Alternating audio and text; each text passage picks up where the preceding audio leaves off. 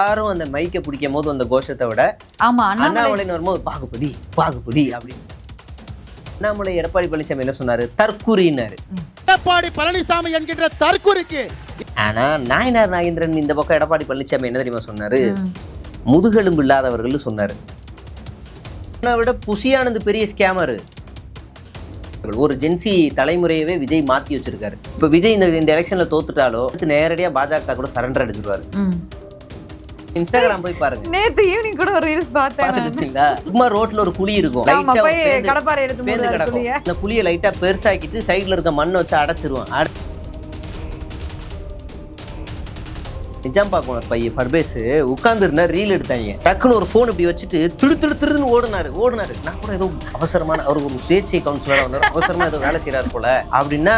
But அந்த இடத்துல ஒரு பாட்டு மண்ணில் ஏதோ உதவி செய்ய போறான்னு நினைச்சேன். பார்த்தா வெளியில மனுவோட ஒரு 10-15 பேர் உட்காந்துருக்காங்க. இவங்களுக்கு தானடா நீ மொதல் வேலை குடுகுன்னு ஓடுனா. அதோட அவ்வளவுதான் கட்டு.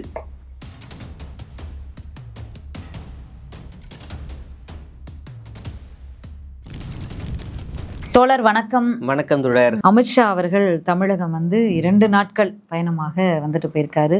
தேர்தல் நெருக்கம், கூட்டணி இன்னும் ஃபார்ம் ஆகலை. கூட்டணி கட்சி தலைவர்களை ஒரே மேடையில் ஏற்றணும்னு பல முறை முயற்சி பண்ணிட்டார். இதுக்கு முன்னாடி அதிமுக பாஜக கூட்டணியை அறிவிச்ச போது எத்தனை முறை பேனரை மாத்தினாங்க. பாவம், அவ்வளோ கஷ்டப்பட்டு பேனரை மாற்றி அதிமுக மட்டும்தான் இருந்தாங்க. இன்னைக்கும் அதிமுக பாஜக மட்டும்தான் இருக்காங்க, யாரும் வரலை.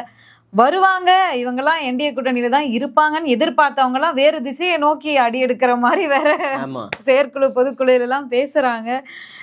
என்ன என்டிஏ கூட்டணிக்கு என்ன ஆச்சு? என்டிஏ கூட்டணி ஃபார்ம் ஆகுமா ஆகாதா? என்டிஏ கூட்டணி ஒரு கொள்கை ரீதியா உருவாகிற ஒரு கூட்டணியா அப்படின்னு கேட்டா இல்ல. இந்த இந்தியா கூட்டணியில இருக்கக்கூடிய கட்சிகள் அட்லீஸ்ட் இந்தியா கூட்டணி மோடி பிரைம் மினிஸ்டர் ஆகக்கூடாதுங்கிற ஒத்த புள்ளியில இணைஞ்சோன்றது சொல்றாங்க. அந்த மாதிரி மோடி தான் பிரைம் மினிஸ்டர் ஆகணும் ஒத்த புள்ளியில கூட அவங்க இணையிலையா? அந்த கொள்கை கூட இல்லையா அவங்களுக்கு? அது ஒண்ணு. ரெண்டாவது இந்த பாயிண்ட் பேசணும். இவங்க நினைச்சா எப்ப வேணா அந்த கூட்டணி இருந்து வெளியே போகலாம், வரலாம். யாரு நாடாளுமன்ற தேர்தலில் வெளியில போவாங்க, சட்டமன்ற தேர்தலுக்குள்ள எப்படி வேணாலும் இருக்கலாம். இது என்னோட இது இத திருமாவளவன் சொல்லுவாரு, உங்களுக்கு விழுற 10 ஓட்டுல எங்க ஓட்டு 1 அப்படின்ற மாதிரி எல்லாம் சொல்லுவாரு. அந்த கருத்தை பேசுறது இங்க சுதந்திரம் இங்க இருக்கு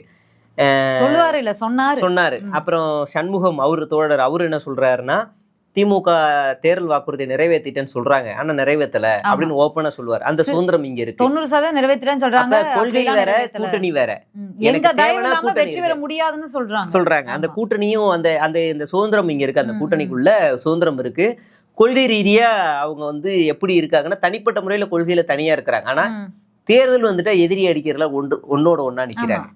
நீங்க இதை பார்க்கணும். ஆனா அதிமுகன்றது ஒரு சிலந்தி வலை. காங்கிரஸும் திமுகவும் இன்னைக்கு மாறி மாறி எப்படி அடிச்சுக்கிறாங்க. ஆமா, அதிமுகன்றது ஒரு சிலந்தி வலை மாதிரி இந்த என்டிஏ கூட்டணிங்கிறது.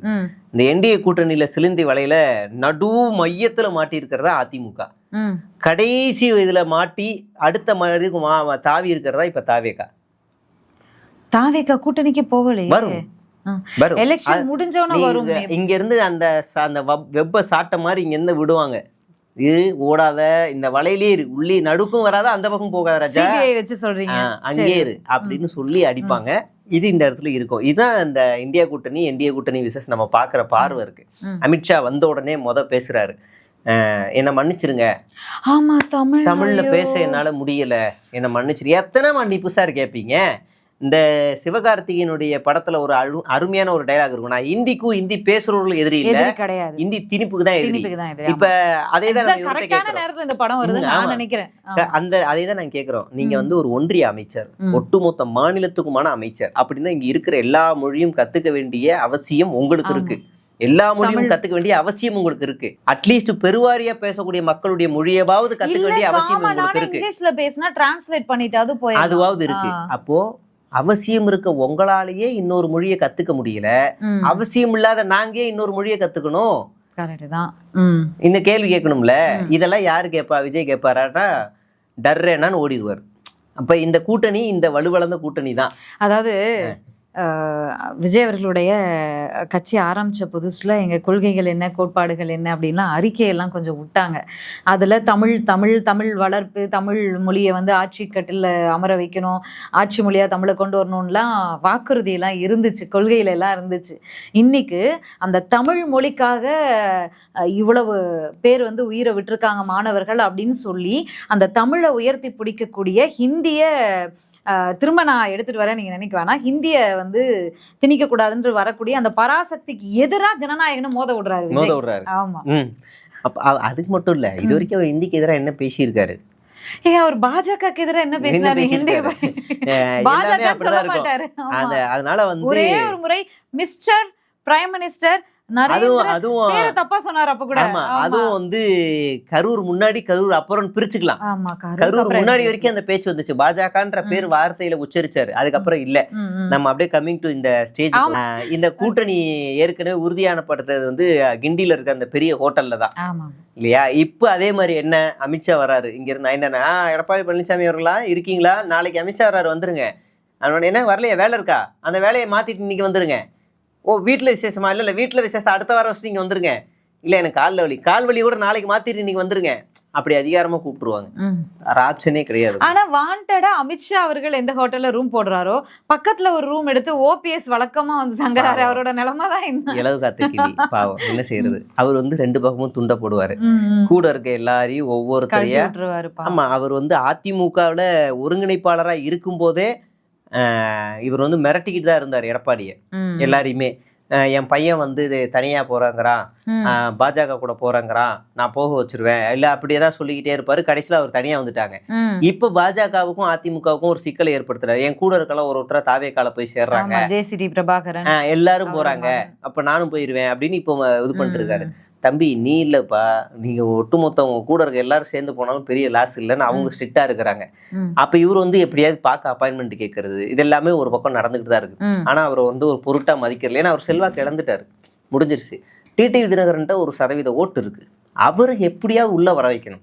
இப்ப அவரை உள்ள வர வைக்கணும்னா இப்ப இந்த ஓபிஎஸ் வச்சுதான் பேச்சுவார்த்தை நடத்தணும், அவரை உள்ள கொண்டு வரணும். ஆனா இந்த கூட்டத்தை எதிர்பார்த்தாங்க, இந்த டிடிவி தினகரன் இவங்க எல்லாம் உள்ள வருவாங்கன்னு. யாருமே வரல. இந்த எஸ்ஆர்எம்சி ஓனர் தான் உள்ள உட்காந்துருந்தாரு. இல்ல இப்ப தொடர்ச்சியா டிடிவி தினகரன் அவர்கள் கூட இன்னைக்கு நம்ம பேசிட்டு இருக்க இந்த நேரத்துல வந்து இன்னைக்கு வந்து அமமுகவினுடைய பொதுக்குழு செயற்குழு நடைபெறுது. அந்த பொதுக்குழு செயற்குழுல அவர் பேசியிருக்கிற விஷயங்கள் வந்து என்டிஏ கூட்டணி ஆதரவாளர் அப்படிங்கிற துணியிலேயே இல்ல, என்டிஏ கூட்டணி எதிர்ப்பாளர் அப்படிங்கிற ஒரு துணியில தான் இருக்கு. ஏன்னா மதம் சாதியை வச்சு அமைதிக்கு குந்தகம் விளைவிக்கிற மாதிரி யாரெல்லாம் கடவுள் பெயரை வச்சு பிரச்சனையை கிளப்புறாங்களோ அவங்களோட கூட்டணி கிடையாது, அவங்களுக்கு ஆதரவு கிடையாதுங்கிற மாதிரி பேசியிருக்காரு அவரு. ரொம்ப நல்ல விஷயம். ஆனா அவர் பின்னாடி பண்றதுக்கான லாபி என்ன அப்படின்னா, அண்ணாமலை இன்னும் கொஞ்ச நாள்ல கட்சி ஆரம்பிக்க போறாரு. ஆமா, நல்ல நாள்லாம் பாத்துக்கிட்டு இருக்காரு அப்படின்னு பிளாக்மெயில் பண்ணிட்டே இருக்காரு பாஜகவை பண்ணிட்டு இருக்காரு. நேத்து நீங்க வந்து எல்லாரும் அந்த மைக்க பிடிக்கும் போது அந்த கோஷத்தை விட அண்ணாமலை வரும்போது பாகுபலி அப்படின்னு பொதுவா ஜென்ரலா அதுக்கு முன்னாடி எல்லாம் அமித்ஷா அவர்கள் என்ன தெரியுமா பண்ணுவாரு, நீங்களும் பாத்துருப்பீங்க, அந்த அண்ணாமலைன்னு பேரை சொன்னோன்னா அந்த கோஷம் முடிகிற வரைக்கும் அமைதி காப்பாரு. நேத்து வந்து அந்த அமைதியே பொறுக்கல, நீங்க பாட்ட கத்திட்டே அடுத்து பேச ஆரம்பிச்சிட்டாரு. அப்ப பிளாக்மெயில் பண்ண ஆரம்பிச்சாரு. ஜி நான் எங்க போனாலும் உங்களுக்கு 5 சீட் நான் கொடுக்குறேன் ஜி அப்படின்னு இவரு பேரம் பேசுறாரு. சரி நான் சொல்றேன்னு இவங்களும் சொல்றாங்க. இப்ப இவரு தான் ஃபர்ஸ்ட் செங்கோட்டையன். அதெல்லாம் தனி, நீங்க அப்படிலாம் நினைக்காதீங்க. பாஜக வந்து அதிமுக தனியா இல்லாம பாஜக தனியா நின்னாலே நம்ம 4 சீட்ல ஜெயிக்கலாம் 5 சீட்ல ஜெயிக்கலாம்னு மண்டையை கழுவி நாடாளுமன்ற தேர்தலில் அதிமுக பிரிச்சு போட்டு வந்த பங்கு இவர்தான் மெயினா அந்த சகுனி வேலையை பார்த்தது. இப்ப இதே வேலையை நான் தனியா பண்ணிக்கிறேன் சொல்லாதீங்க. நல்ல வேலை, நம்ம தமிழ்நாட்டை பொறுத்த வரைக்கும் நல்லது. அண்ணாமலை அவர்களை நம்ம என்ன சொன்னாலும் மிக பெரும் திறமைசாலி. ஆமா நிச்சயமா. ஏன்னா 40 சீட்டு இந்த பக்கம் கொடுத்துருக்காருன்னா பெரிய விஷயம் தான். அப்ப இவர் இப்ப மறுபடியும் கூட்டணி வந்தோடனே டீலிங் எல்லாம் முடிஞ்சு போச்சு இல்ல. அவங்க எடப்பாடி பழனிசாமி வந்து கூட்டணிக்கு வரணும்னா ஒரு 4 அக்ரிமெண்ட் போட்டாரு. என்னென்ன அக்ரிமெண்ட் போட்டாருன்னா, நீட்ல விலக்கு, அப்புறம் மாநில உரிமை வேணும், இதெல்லாம் சும்மா சொல்லுவேன் சிரிக்காதீங்க, அப்படிலாம் கேட்கல. அண்ணாமலையே அந்த பதவியில தூக்குங்க, அது போதும் எனக்கு. இதான் எடப்பாடி பழனிசாமியோட உச்சபட்ச கோரிக்கை, அது போதும். இல்ல லெட்டர்லாம் அமித்ஷா அவர்களை டெல்லியில பார்த்து தமிழக நலன் கருதி லெட்டர்லாம் அந்த தமிழக நலன் கருதினா தமிழக பாஜக மாநில தலைவர் தூக்குங்கன்றதான் தமிழக நலன் கருதி, அவ்வளவுதான். நீங்க அதுக்கு அடுத்து அந்த போஸ்டிங்ல யாரு இருந்தாலும் பரவாயில்ல அப்படின்னு அண்ணாமலை அவர்கள் மட்டும் வேணாம். ஆனா அண்ணாமலை என்ன சொன்னாரு, குத்தி கொள்றாரு. அண்ணாமலை எடப்பாடி பழனிசாமி என்ன சொன்னாரு, தற்குறின்னாரு. ஆனா நாயனார் நாகேந்திரன் இந்த பக்கம் எடப்பாடி பழனிசாமி என்ன தெரியுமா சொன்னாரு? முதுகெலும்பு இல்லாதவர்கள் சொன்னாரு. முதுகெலும்பு இல்லாதவர்கள் அவர் இருந்தா ஓகே, இவர் இருந்தா ஓகே இல்ல. எவ்வளவு ஒரு அசிங்கமான டீல். இல்ல இது இதை விட அதிமுகவிற்கு எவ்வளவு சொன்னாலும் மறைந்த முன்னாள் முதலமைச்சர், அதிமுகனுடைய பொதுச் செயலாளர், இரும்பு பெண்மணி ஜெயலலிதா அம்மா, 1000 விமர்சனங்கள் இருந்தாலும் எனக்கு அவங்க வந்து மிகப்பெரிய மரியாதை உண்டு அவங்க மேலே. நிறைய விமர்சனங்கள் உண்டு, ஓகேவா? இருந்தால் கூட எப்படி இருந்துச்சு அதிமுக, இன்னைக்கு எப்படி இருக்கு? நேற்றைக்கு அமித்ஷா அவர்கள் கலந்த விஷயத்துல இலை வந்து துளிர்த்தாலும் துளிர்க்காவிட்டாலும் தாமரை மலர்ந்தே தீரும்னு அந்த நேரத்தில் எடப்பாடி பழனிசாமி எந்திரிச்சு நான் கிளம்புறேன் அப்படின்னு எந்திரிச்சு வெளியே போயிருந்தாருன்னா உண்மையிலேயே பெரிய ஆள் தான். உதயநிதி ஸ்டாலின் அவர் சொன்ன மாதிரி யாரோட கால் முட்டி தேஞ்சிருக்குன்னு பார்ப்போமா அப்படின்னு சொன்னார்ல, உண்மையிலேயே உங்களுக்கு தேயிலன்னு நாமளே சர்டிஃபிகேட் கொடுக்கலாம். அது ஒரு கேவலமான செயல். உங்க கட்சியை ஒருத்தர் விமர்சிக்கிறாங்க, அசிங்கம். அது இலை உதிரலாம் தவறாக புரிந்து கொள்ளப்பட்டதுன்னு சொல்லுவாரோ? கூட்டணி ஆட்சி எப்படி சொன்னாரோ அதே மாதிரி தவறாக எத்தனை முறை தவறாக புரிந்து கொள்ளப்பட்டது அப்படின்னு சொல்லியிருப்பாரு. ஆனா நேற்றைக்கு மீண்டும் அமித்ஷா தமிழகத்தில் மோடி தலைமையிலான கூட்டணி ஆட்சி நடைபெறும்னு சொல்லிட்டாரு. இது அசிங்கமா இல்ல? மறுபடியும் சொல்றேன், இவரு நான் எடப்பாடி மறுபடியும் இவர் போய் சொல்றாரு, அடுத்த மீட்டிங்ல போய் பேசும்போது சொல்றாரு அதிமுக பெரும்பான்மை வெற்றி பெறும் சொல்றாரு. அதுதான் சொல்றேன், புரியலையே ஒண்ணும் அதிமுக முடிஞ்சிருச்சு. அந்த அந்த சிலந்தி விலையில மாட்டின நடுவுல இருக்கிற ஈதான் அதோட ரக்கே. ஆனா கூட எடப்பாடி பழனிசாமி அவர்களே லேசா எடை போடவே முடியாது. அதனால அவரும் ஒன்னும் ரேசப்பட்ட ஆளெல்லாம் கிடையாது. அதனாலதான் அவர் வந்து இந்த வாட்டி தேர்தலில் ஜெயிக்கலனாலும் பரவாயில்ல, கட்சியை மட்டும் காப்பாத்தினா போதும். ஒருவேளை நம்ம ஜெயிக்கிறதுக்கு எல்லா வேலையும் பண்ணி ஜெயிச்சிட்டோம் அப்படின்னா ஆட்சியில பங்கு டெபுட்டி சிஎம்மா இவங்க கேட்பாங்க. இல்லைன்னா 2.5 வருஷம் நான் ஆட்சி செய்யறேன், எனக்கு ஆட்சியை கொடுன்னு மிரட்டி கேட்பாங்க. நமக்கும் ஆப்ஷனே கிடையாது. இல்ல பாஜகவிடம் இருந்து அதிமுக அப்படிங்கிற ஒரு இயக்கத்தை காப்பாத்துவதே மிக பெரும் சாதனை தானே. அதனாலதான் சொல்றேன், அதுக்கு நம்ம ஆட்சியில இருந்தா தோக்குறோமோ கட்சியை முதல்ல காப்பாத்தணும்ல. காப்பாத்தணும்னா கூட இருக்க ஒரு 2-3 பேர் இருக்கிறாங்க, இல்லன்னா அதுவும் காலி. எப்படி நேத்து போய் ரகசியமா அமித்ஷா அவர்களை சந்திச்சாங்களோ, அதனால இருந்து ஆகணும், ஒரேடியா காலி பண்ண முடியாது. ஆனா பாஜக ரொம்ப தெளிவா இருக்கு. இப்போதைக்கு இந்த சிலந்தியோட ரக்கையெல்லாம் பிச்சு எரிஞ்சிருக்கு, அந்த ஈயோட ரக்கையை பிச்சிருச்சு, ரத்தத்தை கொஞ்சம் கொஞ்சமா உரியுது. இப்ப அது வந்து அதால அசைய முடியாம நடக்க முடியாத ஒரு உயிரினம், அவ்வளவுதான். அப்படிதான் சிலந்தி விலையில மாட்டின அதிமுகவா இருக்கு. இப்ப கீழே இருக்க அதிமுகவோட தொண்டர்களோட நிலை என்ன? தொடர்ந்து 10-11 தோல்வி. அதுவும் எடப்பாடி பழனிசாமி தலைமையில அதிமுக வந்ததுக்கு அப்புறமா தொடர்ந்து 10-15 தோல்வி. எப்படிரா இதுக்கு மேல நம்மளால இருக்க முடியாது அப்படின்று கோபம் வருது. அதனாலதான் முன்னால அதிருப்தியில இருக்க எல்லாரும் எங்க போறாங்கன்னா தாவேகாவுக்கு போறாங்க. நீங்க திமுகவில் இருக்க யாராவது போறாங்களா? யாரும் கிடையாது. அவங்க ரொம்ப தெளிவா இருக்கிறாங்க. காங்கிரஸ்ல இருந்து யாராவது போறாங்களா? விசிகாவில இருந்து யாராவது போறாங்களா? கம்யூனிஸ்டுகள்ல இருந்து யாராவது போறாங்களா? யாருமே கிடையாது. இவங்க தான் இங்க அதிமுகவில் இருக்கிற ஒவ்வொரு கூடாரமா பிச்சு பிச்சு பிச்சு பிச்சு அங்க போகுது. ஏன்? தலைமை சரியில்லை. தலைமை என்ன உட்காந்துருவாங்க எல்லாம். பா என்னப்பா வாப்பா உன்னை நான் அரவணைக்கிறேன் பணம் உட்காந்துருவாங்க. ஆனா இப்ப இது என்ன ஆகும்? எலெக்ஷனுக்கு அப்புறமா இங்க போன கூட்டம் எல்லாம் மறுபடியும் இங்கதான் வரும். அது நடக்கும். அதனால ஒரு வலுவிழந்த ஒரு கட்சியா மாத்தி வச்சிருக்க அதிமுக. அடுத்ததா அது குறி வச்சிருக்கிறது தாவேகா. பாவம் அந்த தாவேகா தொண்டர்கள், ஒரு ஜென்சி தலைமுறையவே விஜய் மாத்தி வச்சிருக்காரு. இப்ப விஜய் இந்த எலெக்ஷன்ல தோத்துட்டாலோ அடுத்து நேரடியா பாஜக கூட சரண்டர் அடிச்சிருவாரு. அப்ப கீழே இருக்க தொண்டர்கள் என்ன? அப்படி ஒரு எண்ணம் இருக்கு.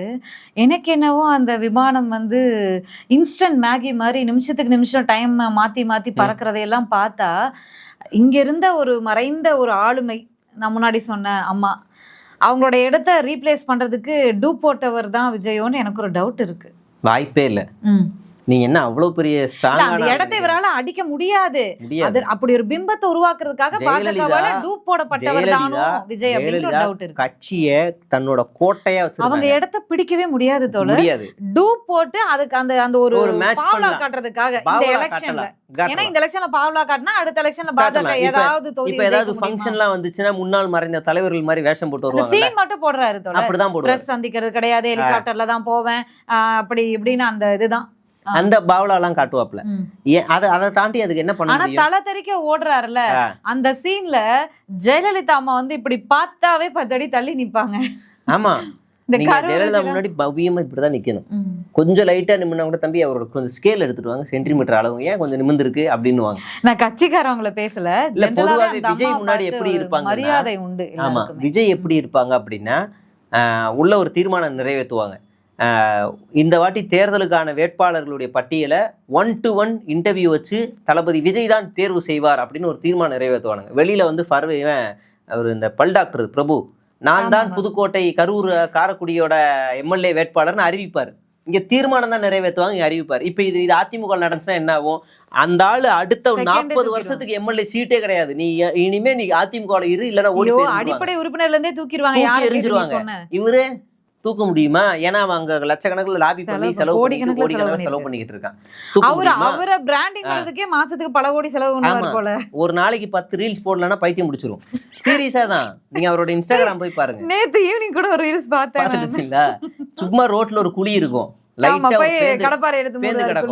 அந்த குழியை லைட்டா பெருசாக்கிட்டு சைடுல இருக்க மண்ணை வச்சு அடைச்சிருவோம். அடைச்சிட்டு அதாவது அவர் ஒரு குழந்தைங்க எல்லாம் விளையாட நேத்து பார்த்த ரீல் என்னன்னா, அந்த நம்ம ஊர்ல எல்லாம் எக்ஸிபிஷன் போடுவாங்கல்ல, குழந்தைகளை எல்லாம் நம்ம லீவு நாள்ல நாங்கெல்லாம் கூட்டிட்டு போவோம். அந்த மாதிரி அந்த எக்ஸிபிஷனுக்கு இவரு போறாரு.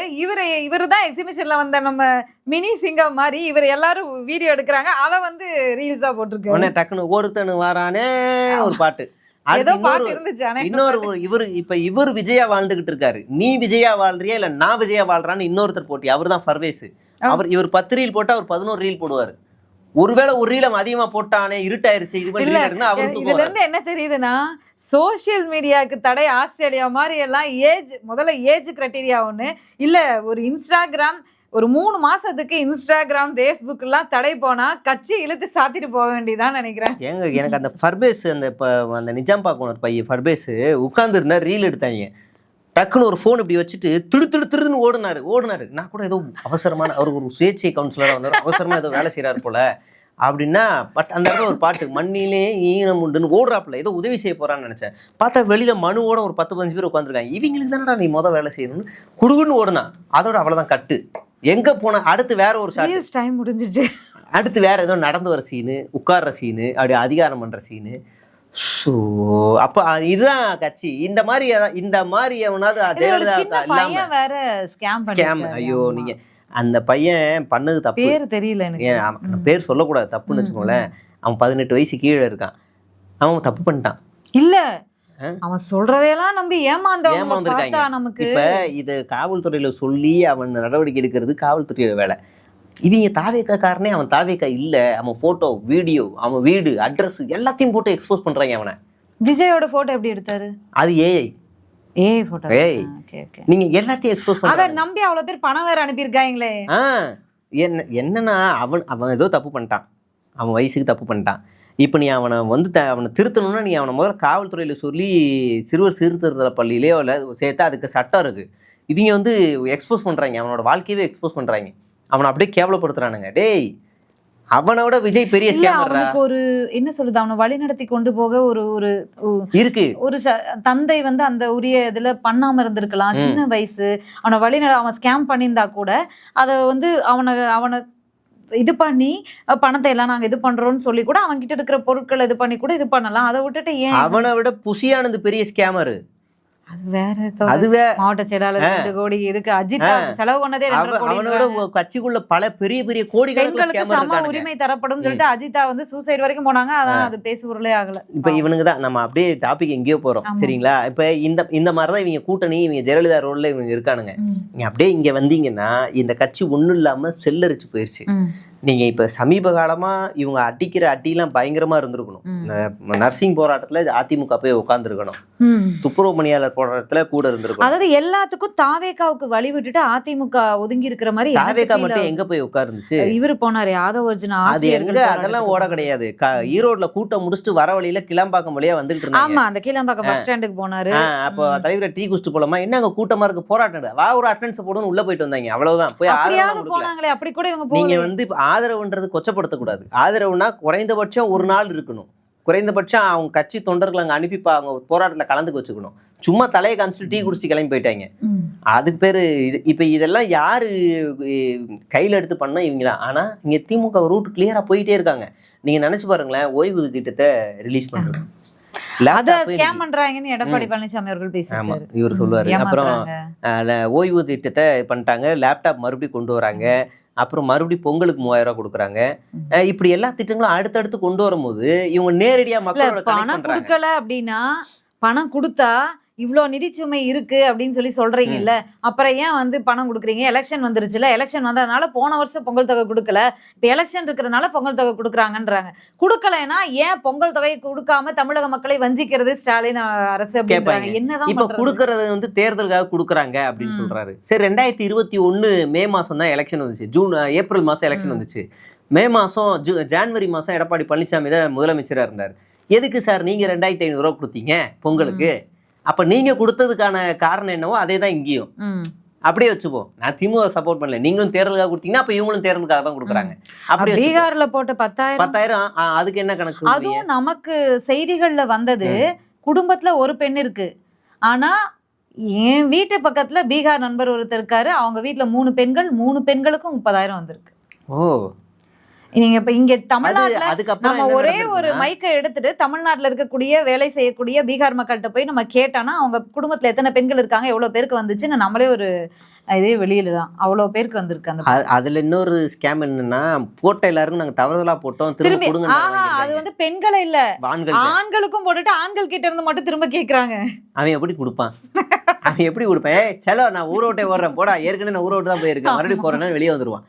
அப்ப இந்த கவர்மெண்ட் அடுத்து இங்க வருவோம் பாருங்களேன்.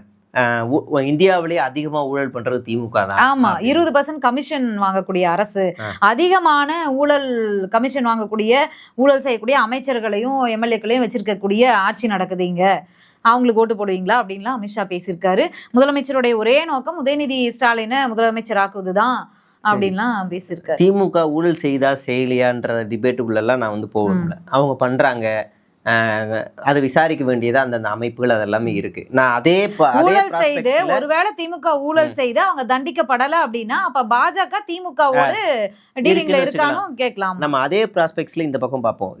தமிழ்நாட்டுல அதிகமா ஊழல் பண்ணி கன்வின்ட் ஆன எண்ணிக்கை இருக்குல்ல, கன்வின்ட் ஆன எண்ணிக்கை அதிமுக தான் அதிகம். கன்வின்ட் ஆகி சிறைக்கு போன எண்ணிக்கை அதிமுக தான் அதிகம். அவங்கள மேடையில உட்கார வச்சுக்கிட்டே இவர் பேசுறாரு. இப்போ ஒரு மாநிலத்தில் ஒரு முதலமைச்சரோ இல்லை யாரோ இருக்காங்கன்னா குற்றச்சாட்டுகள் வைக்கலாம், நீ அதில் ஊழல் பண்ணிட்ட, இதில் ஊழல் பண்ணிட்ட, அதில் பண்ணிட்ட, இதில் பண்ணிட்டான்னு. ஆனால் கன்வின்ட் ஆகி சிறைக்கு போனால் தான் அது நம்ம ஊழலாக கன்சிடர் பண்ண முடியும். அதில் அதிமுக தான் அதிகம். சரி, நம்ம இன்னொன்று கேட்போம்.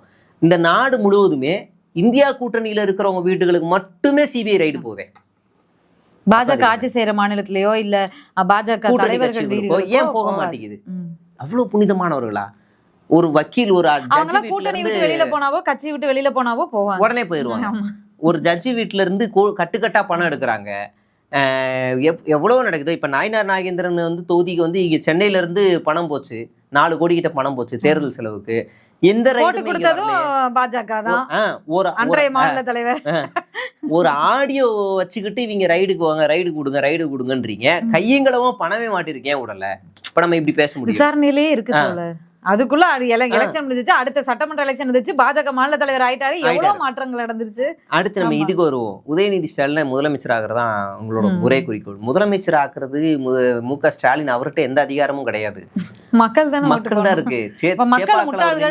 அமித்ஷா அவர்கள் என்ன சொல்ல வர என்னன்னு தெரியல. சேப்பாக்கத்துல நின்னாருன்னா சேப்பாக்க மக்கள் முடிவு பண்ணுவாங்க. சேப்பாக்க மக்கள் முடிவு பண்ணுவாங்க. இப்ப நீங்க அதுல ஒரு கோடி ஓட்டை திருடிருக்கீங்கல்ல எஸ்ஐஆர்னு. எனக்கு ஓட்டு இல்ல தோழர், உங்களுக்கு ஓட்டு எனக்கு வந்துருச்சு. நான் கொஞ்சம் உஷாரா தெளிவா வேலை பார்த்துட்டேன். அது அவங்க முடிவு பண்ணுவாங்க.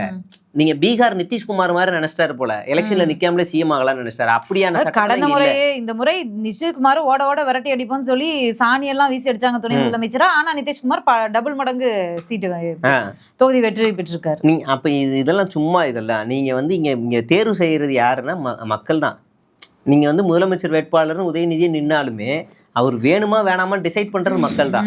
அமைச்சரவையை தான் மு.க. ஸ்டாலினால இவங்களுக்கு எதுவுமே ஆதாரம் இல்லாத குற்றச்சாட்டுகளை முன்வைக்க முடியல.